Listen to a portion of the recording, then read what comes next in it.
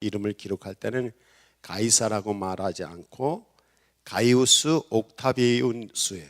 가이우스 옥타비우스 황제 때. 그래서 실제 옥타비아누스 황제가 살고 있었던 그때에 이쪽 이스라엘을 다스리고 있는 총독이 있었는데 그가 구네료라는 것이죠. 그래서 옥타비우스 황제 때 구레뇨라고 하는 이 총독이 이스라엘을 다스리고 있었다. 그래서 역사 기록을 찾아보니까 이 옥타비아누스는 예수님이 태어나시기 27년 전부터 황제를 해서 예수님이 태어나신 후 14년 될 때까지, 그래서 한 40년간 로마의 황제로서 나라를 다스렸던 실제 인물입니다. 그리고 그 구레뇨라고 하는 사람은 예수님 태어날 당시에 AD 3년에서 4년 정도 이때 그가 이 총독으로 이스라엘 지역, 수리아 지역에 총독을 했다는 기록이 로마의 역사에 있어요. 그래서 실제 로마의 국가 역사에 이 옥타비아누스 황제와 구레뇨 총독을 찾아봤더니 실제 있는 인물이고, 여기 누가복음에서 누가 사도는 실제 그때 어느 때에 예수님이 태어났다는 것을 역사 기록을 하고 있는 겁니다.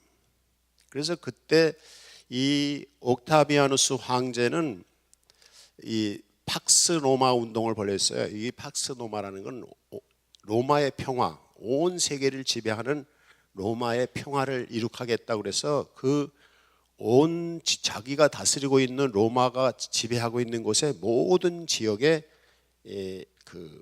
인구 조사를 했습니다.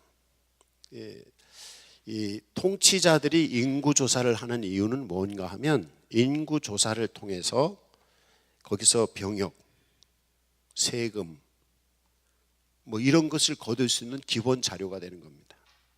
그래서 인구 조사를 통해서 거기서 세금을 얼마 받을 수 있고 군대 보낼 사람들을 얼마나 뺄 수 있고, 그래서 앞으로 나라를 이끌어가는데 기초가 되는 자료가 인구조사입니다. 그래서 인구조사를 위해서 호적을 하게 한 거예요. 그래서 예수님의 어머니 마리아와 예수님의 아버지 요셉은 원래는 조상들이 이 베들레헴 사람이에요. 베들레헴은 예루살렘에서 남쪽 지역에 거의 사막지대예요. 광야지대에 있는데, 근데 거기 살기 힘들으니까 갈릴리 지역은 좀 습지가 있어요. 그래서 거기 갈릴리 지역에 좀 산골이었는데 나사렛이라고 하는, 제가 나사렛을 1996년에 이스라엘을 가봤는데 그때 제 느낌은 우리 아산리 정도 됩니다. 나사렛이. 그래서 요 밑에는 상가가 있고 이렇게 산으로 되어 있어요, 마을이. 근데 이 산 언덕 중반쯤 되는데 거기에 예수님의 어머니 마리아가 사시고, 그리고 또 요셉이 사시던 그런 집이 있는 걸 보았어요. 그래서 그 나사렛에서 살던 사람들이 호적을 하기 위해서 자기 본족을 찾아간 거예요. 그 본족을 찾아간 게 베들레헴인 겁니다. 근데 그때 마침 예수님의 어머니 마리아는 결혼하기 전에 지난주 읽은 말씀처럼 동정녀로서 몸속에 아기가 잉태된 상태로서 이 베들레헴을 방문하게 됩니다. 근데 베들레헴에 갔는데 그때 거기 많은 사람이 호적을 하러 온 거예요. 그래서 여관이 없어요.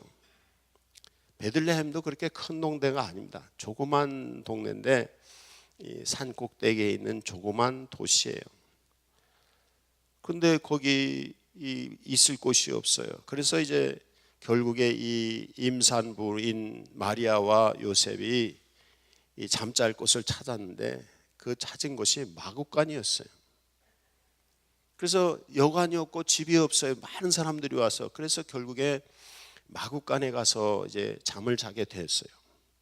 근데 이스라엘의 마구간은 우리가 보통 옛날에 우리나라 사람들이 이 소를 키우거나 하는 마구간은 이 집이 있으면 집 한 곁에 이렇게 움막같이 지어서 거기 소나 뭐 이런 양이나 이런 걸 키웠잖아요. 근데 이스라엘 지역의 마구간은 가보니까 땅 속에 굴을 파고 지하에 마구간이 있어요.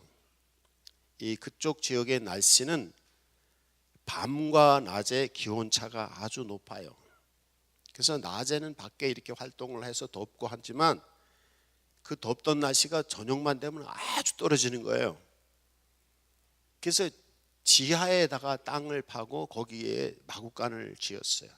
근데 그 옛날의 주거 지역을 가보면은 이게 위에 있는 집도 많지만은 땅 속에 있는 집이 많아요. 그래서 또 집을 지어도 흙벽돌로 집을, 거기는 비가 많이 안 오니까 흙벽돌로 이렇게 집을 짓고, 올해 그 중앙아시아에 그 선교여행 갔다 봤더니 성을 쌓는데도 성도 그냥 진흙으로 성을 쌓았어요. 토성. 집도 다 집으로 돼 있어요. 근데 그게 뭐 1000년이 넘었는데도 그냥 안 무너지고 잘 있어요. 그러니까 예수님 시대 때의 그쪽 지역의 삶의 방식은 집도 다 흙으로 짓는 거예요. 그리고 좀 뭐 한 사람들은 아예 땅 속에다 굴을 파서, 근데 우리나라 같으면은 땅에 굴을 파면 땅이 잘 무너지잖아요. 근데 그 나라는 땅의 특색이 뭐냐면 석회질이 들어있어서 땅을 팔 때는 파기 쉬운데 파고 나서 공기가 들어가면 그게 굳어져 가지고 이 터널이 무너지질 않는데요. 그래서 유럽 쪽에 가보면 로마의 카타콤베라든지 뭐 또 그리스 지역에 또 터키 지역에 기독교인들이 핍박당할 때 숨어 살던 그런 지하 터널 그 숙소를 가보면 밑으로 지하로 막 20몇 층까지 내려가는데도 무너지질 않는 거예요. 그게 뭐냐면 공기만 들어가면 그 흙은 단단해. 근데 파긴 또 쉬워. 우리나라는 바위를 깨트리려면 힘들고 흙을 파면 무너지고 이렇잖아요. 근데 거기는 그렇지 않아요. 그래서 이 예수님이 태어나시던 마구간도 바로 지하더라고요. 제가 가보니까 지하에서 이제 이 두 부부가 잠을 청했어요. 근데 그날따라 긴 여행을 해서 그런지 나사렛에서 베들레헴까지 거리는 자동차로, 요즘 거리로 자동차로 가면 한 서너 시간 가거든요. 그러니까 우리로 말하면 서너 시간 자동차로 간다 그러면 어떻게 되는 거예요? 서울서 대구 정도 되나요? 하여튼 뭐 그렇게 가잖아요. 여기서 부산 정도 되겠네요. 그 거리를 차로 가도 그런데 사람이 걸어가 여기서 부산까지 걸어가면 며칠 걸릴까요? 한 3일 걸릴 것 같아요. 그죠? 그래 긴 여행을 나귀 타고 걸어서 이 왔으니 얼마나 피곤하고 임산부에게 충격이 갔겠어요. 그래서 결국에 그날 밤에 아기 예수가 태어납니다. 어디에서? 베들레헴 마구간에서. 그래서 오늘 성경 내용이 그 얘기예요. 그냥 이야기입니다. 그런데 이 이야기 속에 들어있는 중요한 의미가 있어요. 우리에게 주는 중요한 의미, 메시지가 있고 그 교훈이 있습니다. 그게 뭔가 하면 첫 번째는 이 누가라고 하는 제자가 누가복음을 쓸 때에 그가 가지고 있는 그 이 메시지를 전하는 편집 방식인데 역사성입니다. 이제 마태복음, 마가복음, 누가복음, 요한복음, 복음서가 3개 있는데 학자들은 얘기할 때 요한복음은 영적이면서 그리스 신학을, 그리스 철학을 바탕으로 해서 그랬다. 그리스 헬레니즘을 알고 있는 사람들에게 쉽게 이해하기 위해서 이 예수님의 복음을 기록을 했다는 거예요. 근데 반면에 이 누가복음은 그 로마의 문화, 로마의 그 당시 세계가 로마를 지배하고 있으니까 로마의 지식을 가지고 있는 사람들, 그리고 그 사람들 중에서도 아주 낮은 층의 사람들에게 메시지, 복음을 전하기를 원했다는 거예요. 그래서 다른 복음서에서는 뭐 여기 옥타비아누스 황제 때, 구레뇨 총독 때 뭐 예수님이 태어났다 이런 내용이 없어요. 근데 이 누가복음에는 그게 있습니다. 그래서 이 오늘 말씀의 중요성은 뭐냐면 역사성입니다. 역사성. 이 역사성이라는 건 뭘 얘기를 하는가 하면 사실을 기반으로 합니다. 역사를 기록하는 사람이 사실이 아닌 얘기를 하면 어떻게 해요? 그건 역사가 아니라 허구제, 허구. 그렇잖아요. 허구. 우리가 무슨 드라마를 보든지 영화를 보든지 뭐 게임을 하든지 다 이건 뭐예요? 허구잖아요. 실제 아닌 거예요. 근데 이제 우리 이 학문하는 사람들이 글을 쓰거나 뭐 이렇게 생각하는 사람들이 글을 쓰거나 생각하는 사람들의 단점이 있습니다. 그게 뭐냐면 현실성이 떨어져요. 그래서 나오는 얘기가 탁상공론이라는 말이잖아요. 책상에서 그냥 서로 공론만 하는 게 실제 있지도 않은 얘기를, 특히 우리나라 문화는 유교 문화가 우리에게 조선시대 때부터 유교 문화가 우리에게 들어오면서부터 유교, 특히 우리나라의 유교 문화는 중국하고도 다르고 일본하고도 달라요. 그게 뭐냐면 굉장히 좀 이상적이고 현실성이 떨어져요. 우리나라의 유교 문화는. 그게 우리나라 국민들 가운데 500년, 600년 동안 우리도 모르게 몸속에 배어 있어요. 머릿속에. 그래서 현실하고 공부하는 거하고 달라요. 제가 신학대학 다닐 때도 신학대학에서 열심히 공부하면 이 목사님들이 가끔 오셔가지고 설교를 하셔요. 신학대학에 와서. 그러면서 설교할 때 하는 얘기가 뭐냐면 여러분이 배우던 이 신학 공부는 목회 현장에 가서는 다 잃어버려야 된다. 그러면 여기서 왜 배우는 거야? 이제 그런 우리가 회의를 가졌던 적이 있어요. 그리고 또 고등학교 때 막 은혜 받은 학생들이 막 신학대학에 와보니까 이건 현실하고 다른 거예요. 내가 체험한 하나님하고 여기서 가르치는 거하고 다른 거예요. 대부분 또 신학 교수님들이 그런 체험도 없이 그냥 공부만 탁상 공론을 한 거예요. 그러니까 현실감이 떨어지는 거예요. 이게 역사성이 떨어지는 거예요. 이게 우리나라 사람들에게서 문제입니다. 우리 학생들이 학교에서 뭐 초등학교를 다닌다든지 중학교를 다닌다든지 대학교를 다닌다든지 가서 공부한 거 실제 여러분의 생활에 적응을 해야 안 해요? 이거 안 하잖아요. 이거 역사성이 떨어지는 겁니다. 그래서 이제 계속 우리나라의 그 교육학자들이 얘기하는 게 뭐냐면 우리나라의 문제가 열심히 공부하는 건 중요한데 문제는 공부는 왜 해? 시험 보기 위해서. 시험 봐서 좋은 대학 가고 취직 잘 하려고. 근데 취직한 다음에 공부한 게 소용이 없어. 다 허구예요 이게. 역사성이 없는 거야. 이게 지금 우리 한국 교육의 문제고 이건 교회도 그렇습니다. 여러분이 교회에서 설교를 듣든지 뭐 교회 와서 신앙생활 하는 거가 실제 여러분의 생활과 연결이 됩니까? 사실과 연결이 돼요? 여러분 설교 들은 게? 이게 연결이 안 되면 역사성이 없는 겁니다.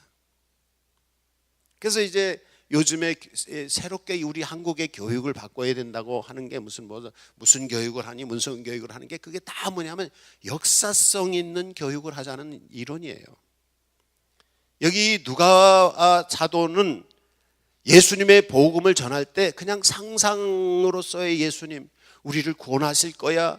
예수님이 우리의 영혼을 구원하셔 우리 위해서 십자가에 달려 죽으셨어. 그런 상상으로서의 예수님이 아니라 그 예수님이 실제 역사 가운데 나타나셔서 그 역사 기록이 옥타비아누스 황제 때 구넬료가 총독을 할 그 시기에 그래서 예수님이 태어난 날짜를 추적할 수 있는 게 이 성경을 가지고 추적을 하는 거예요.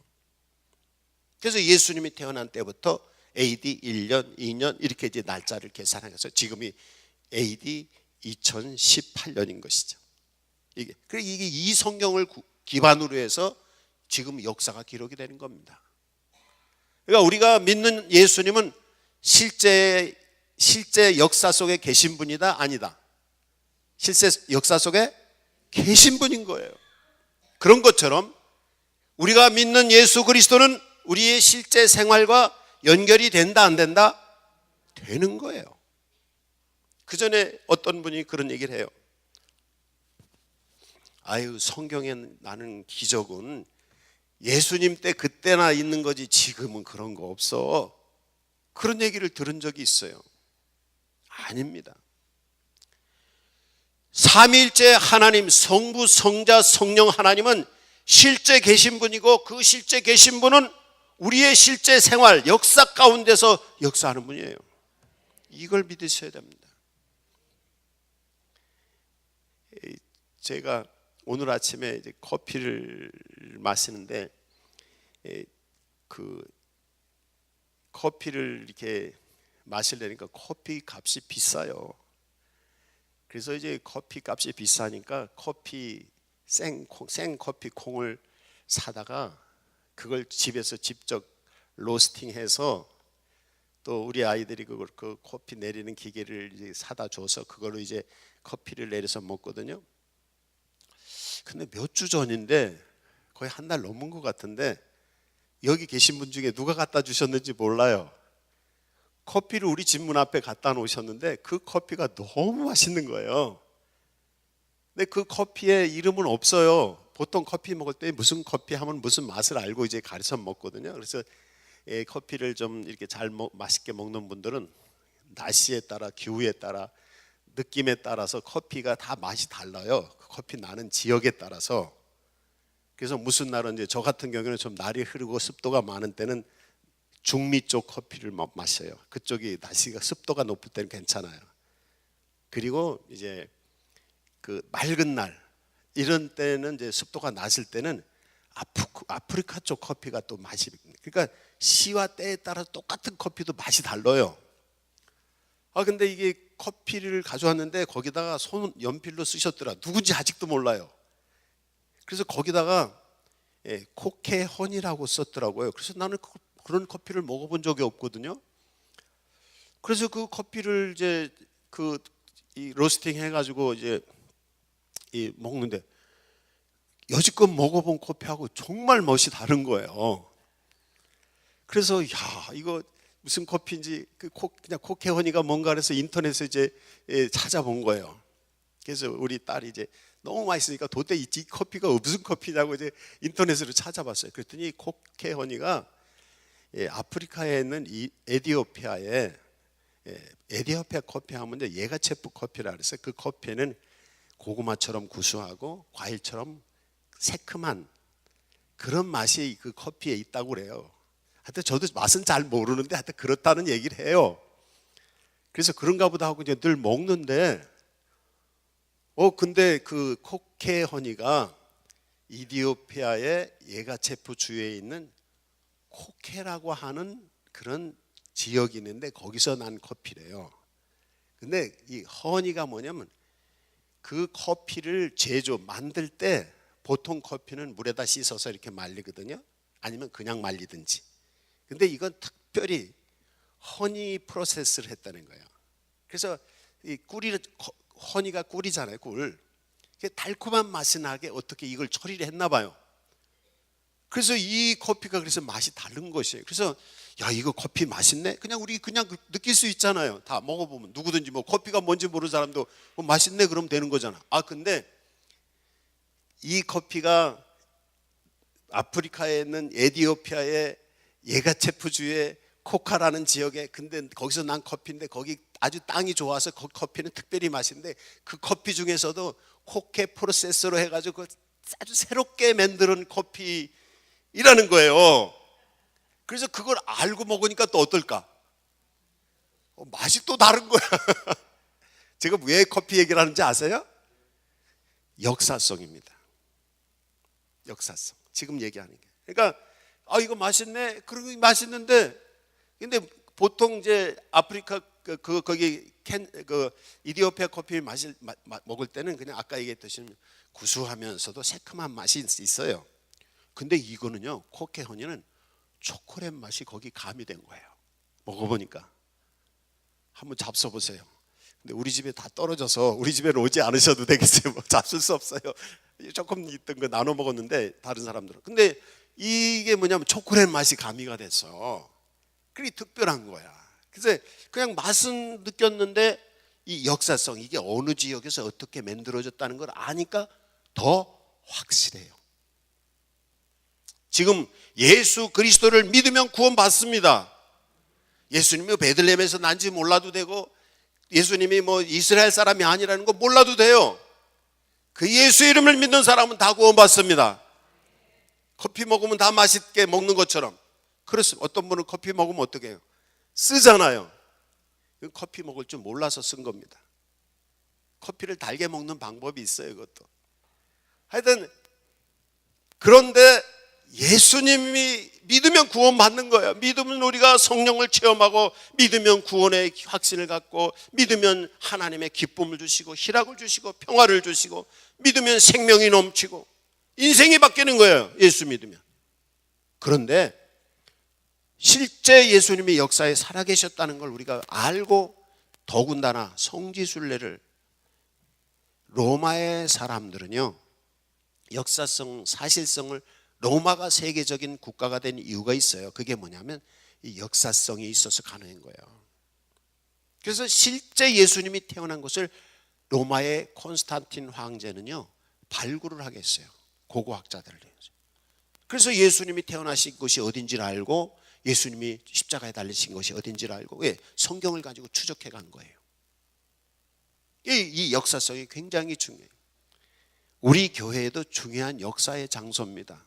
여러분이 다 아시는 것처럼 우리 교회가 처음 시작될 때는 1941년에 어떤 여자 전도사님이 오셔서 개척을 하셨어요.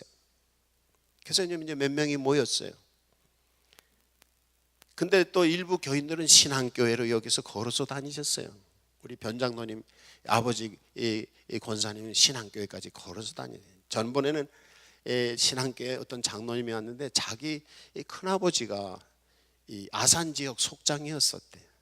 그래서 신앙리에서 여기까지 와서 이쪽 속회를 인도를 했었다는 거예요.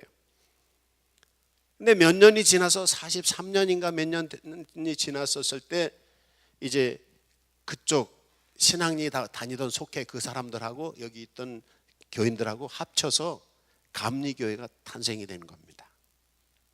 그래서 저기 밑에서 이제 감리교회 지원을 받아가지고 여기 무슨 무슨 옥 해가지고서 이렇게 그 잠자고 뭐 음식 먹고 하는 집이 있는데, 거기 여기 밑에 다리예요. 거기 옆에 거기에서 이제 그 건물로 교회를 사용했다는 거예요. 근데 그때 당시 이 지역은 어떤 곳인가 하면 일본과 청나라가 청일 전쟁을 해요. 우리나라를 뺏기 위해서 두 나라가 전쟁을 했는데 1차, 2차 전쟁을 했는데 2차 전쟁을 어디서 했냐면 이 앞바다에서 했어요. 여기. 그래서 이 앞바다에 영국 상선을 타고 청나라 군대가 오고 있는 정보를 안 일본 해군이 가서 공격을 해요. 그래서 싸워보지도 못하고 청나라 군대는 바다에서 다 수상이 됩니다. 그리고 겨우 거기서 살아남은 사람들이 여기 나와서 이 벌판에서 전투를 하는 거예요. 그래서 싸우고 도망가고 일본하고 청나라하고 싸우고 도망가다가 저기 성안까지 가서 성안 가서 청나라 군대가 다 붙잡혀 죽었어. 그래서 일본이 이제 승리를 했어요. 그래서 일본 사람들이 승리를 하고, 야, 우리가 승리했다, 기념비를 세우자. 그래서 기념비를 세운 데를 가장 좋은 장소를 찾았더니 그게 우리 아산교회 유토예요. 바로 제가 서 있는 이 지역이 탑이 서 있던 곳입니다. 그래서 탑이 이렇게 만들어 놓은 거예요. 자기 승전비를, 일본 사람들이. 그래서 일본 사람들이 30년 동안 우리를 지배하고 있었잖아요. 근데 아무도 이거 손을 못 대는 거야. 근데 일본 사람들이 해방돼서 다 도망가고 한국 사람들인데, 이 땅이 이 교육청 땅으로 돼 있었는데, 그때 저 밑에 조그만 건물에 있었던 우리 교인들이 이 땅을 산 거예요, 교회에서. 그래서 이 교회 땅이 두 필지인데 요만큼 있고 저만큼 있는데 이 두 필지를 샀어요. 샀는데 여기 이 탑이 있잖아요. 탑이 있는데 6.25 전쟁이 일어나면서 이 비행기가 폭격을 하다가 이 탑이 조금 손상이 돼서 이렇게 저기 했나 봐요. 근데 김혜한 장로님 여기 계시면 김혜한 장로님 얘기가 이 탑을 헐어야지 교회를 짓잖아요. 그래서 이 탑을 헐기 위해서 호미, 망치 뭐 이런 거 가져와서 하는데 얼마나 콘크리트를 단단하게 했는지 이게 안 부서졌다는 거야. 근데 여기 우리 교회 장로님이시다 신운리 교회 뭐 담임 목사님은 가신 김성만 목사님이 어느 날 나한테 하는데 아무리 얘기해도 안 부서졌대. 그래서 방법이 없어서 다이너마이트를 어디서 얻어다가 이 폭발을 해가지고 이 탑을 부쉈다 그러더라고. 나중에 여기 무슨 공사하다가 변장로님이랑 뭐 여기 공사하다 보니까 이 뒤쪽에 그 터가 아직도 있어요. 콘크리트가 얼마나 포크레인을 꼭 쪼아도 이게 잘 안 되는 게 탄탄하게 해놔가지고. 그러니까 역사적인 장소가 여기가 그런 거죠. 그러니까 우리 교회는 누구를 이긴 교회예요? 일본을 이긴 교회입니다. 할렐루야. 여러분 그런 확신을 가지고 계셔야 돼요. 일본 놈 쫓아내고 거기 교회를 세운 교회예요.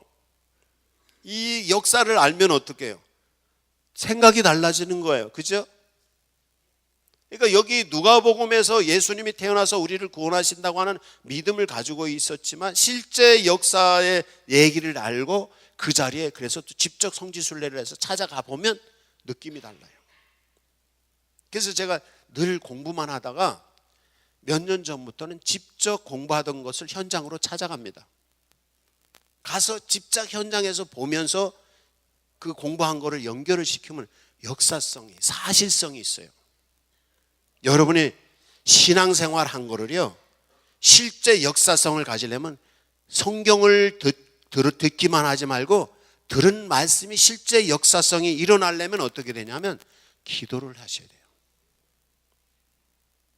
그리고 실제 들은 성경 말씀이 실제 역사성이 현실로 나타나려면 말씀대로 직접 살아봐야 돼.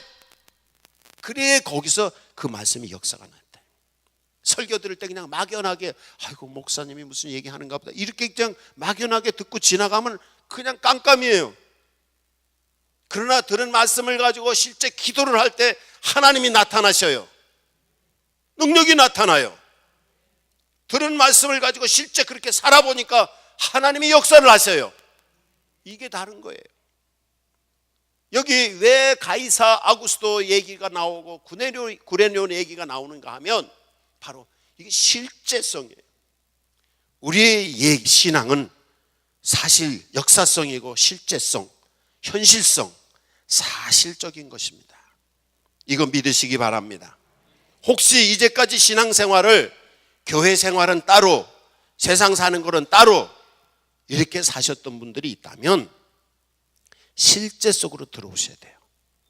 그래서 성경 공부를 해야 되고 설교를 들어야 되고 그리고 그 말씀대로 살아야 되고 기도해야 되고 그럴 때 실제 하나님의 말씀이 실제 내 생활 속에 역사가 일어나는 거예요.